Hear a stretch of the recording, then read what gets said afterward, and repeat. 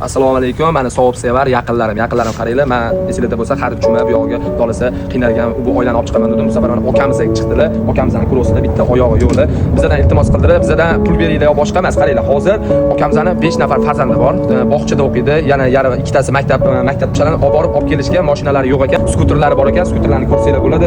Mana bu yerda akkumulyatorlar o'sha eski akkumulyatorlar. Endi bizning ishimiz shu bo'lgani uchun hozir litiyonli akkumulyatorlar chiqqan. O'shanaqa akkumulyatorga almashtirmoqchiman. Hamma farzandimni bittada olib borib kelishga zaryadkasi yetsa zo'r bo'lardi. Bu yoqda o'shaga hozir kimda qanaqa ehsoni bo'ladigan bo'lsa bilasizlar, yaqinlar ehson mukofoti ehson bo'ladi. Yaxshiligiga hammamiz sizlar bilan birgalikda qo'l qo'yamiz. Sizlarning yordamingizda bunaqa ko'p pul emas, 3 million, 2,5 million, 3 millionga bitib ketadigan ish ekan. Endi bizda qaranglar, hozir 10 mingta, 20 mingta odam ko'ramiz. Har bittalarida hatto 5 ming, 10 mingdan tushadigan bo'lsa ham ancha-muncha pul yig'ib qoladi. Yaqinlar shu insonga yordam bersa, menimcha hammamizga savob bo'ladi. Yaqinlar sizlar bilan birgalikda Xudo xohlasa hepimiz hammasini.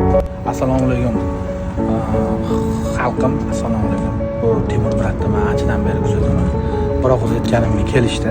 O'zimdan ikkita oyog'im bo'lganda bu okamga aytmas edim. Men noilojlikdan shu okamni chaqirdim. Shu videoni siz ko'rayotgan bo'lsangiz, mana Alloh yo'lida ehsoningiz bo'lsa, aka, Alloh qodir qilgancha Allohim ehsoningizni qabul qilsin.